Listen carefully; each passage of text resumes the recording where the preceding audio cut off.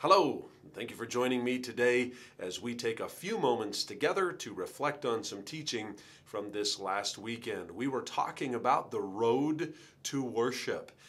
Romans chapter 12, Paul reminds us, I urge you, therefore, by the mercies of God, to offer your bodies as a living sacrifice. And he says, this is a reasonable act of worship for you as a follower of God.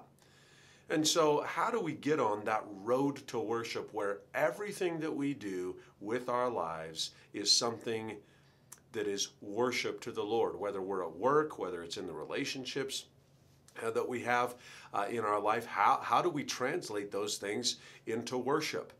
Because worship is more than just singing, but it includes the singing that we do, the singing of praises and thanksgiving to the Lord. Well, the psalmist reminds us that we enter the gates of God with thanksgiving in our hearts. That's Psalm 100 and verse 4. I will enter his gates with thanksgiving in my heart. And here's the interesting thing. The road to worship is really paved with thanksgiving. If you will allow God to transform your heart and move you to a place of thanksgiving, an attitude of gratitude, you will discover your life being an offering of worship to the Lord each and every day. That's what God made us for, and that's ultimately what all of us want to do with our lives, is to honor God. So what can we do to make that happen? We talked about a few different things that King David in 1 Chronicles 16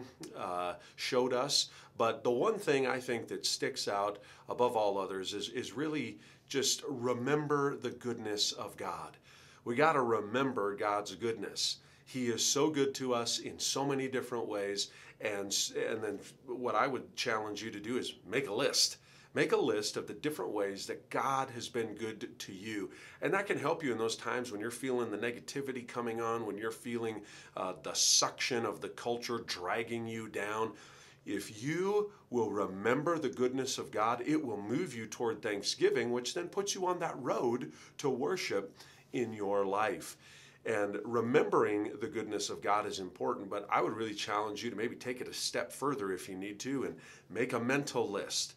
Go so far if you need to as to write it down. Put some sticky notes around your house in prominent places or in your vehicle.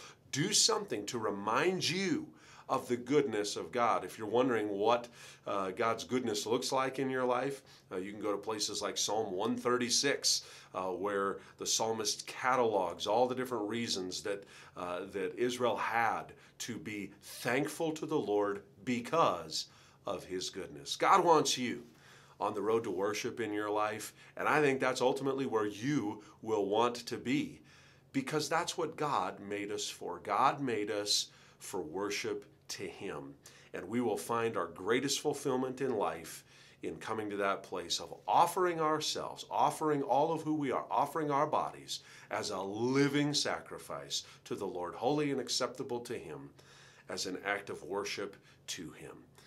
And so join me this week as we travel that road to worship in our lives. You might want to join us on Thursday nights, 7 o'clock, right here at New Life Assembly, if you can, for our Pursue Nights, which are really devoted to that, worship and prayer, connecting with God in that way.